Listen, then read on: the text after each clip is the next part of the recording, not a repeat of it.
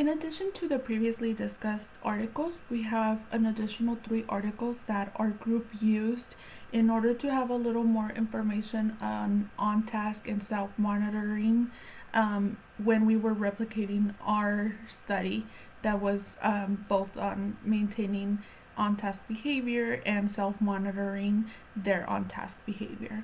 So, the very first one that we have here and we'll be discussing is from Baswell, Knight, and Springs, and they conducted a study in 2013. The purpose of the study was to test and see if motivator device would increase the time a participant would remain on task. So the motivator is a pager-sized device, so it's a very small device that can be carried by the participant, and the device will vibrate to prompt the participant to record if they are on task or off task. So they use a self-recording data sheet, and there the participant will record upon the vibrate if they are on task or off task. This device can be programmed on a fixed or a variable schedule, so it can vary depending on the goal of the participant. And this study was conducted with an 11-year-old, and the results indicated that the participant increased the percentage of time that he maintained on task, that he remained on task, and the results also indicated that he demonstrated the ability to self-monitor, and there was 100% increase in the fluency in math, which is where they were recording those on task as well, and from the beginning of the study to the end of the study.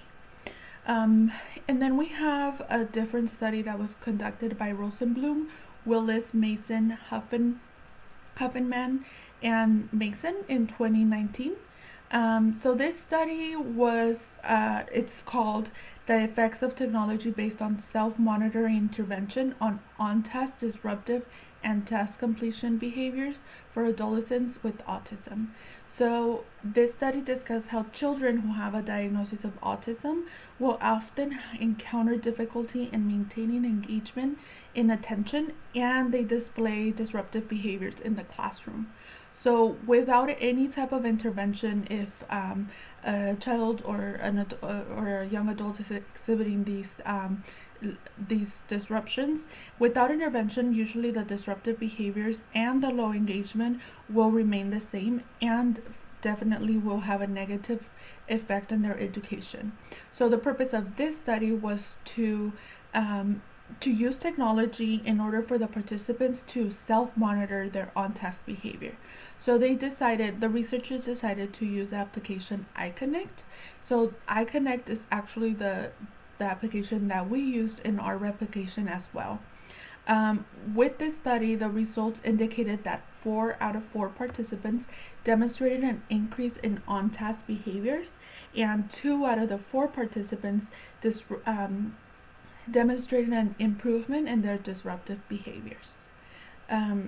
And then the final article that we'll be discussing here is by Alde, Bush, Ticknor, and Walter. In 2019, they conducted a study. The purpose of the study was to see if using teacher greetings in the beginning of the class would increase the speed in which the participants demonstrated task engagement. So for this study, they selected 3 participants that were nominated by their teachers. So from the 3 participants, 2 were high school level students, and 1 was in junior high. So again, they were all nominated by their teachers because they displayed difficulty in engagement in task at the beginning of the classroom. So they would just take a longer time to engage on task behaviors than their peers.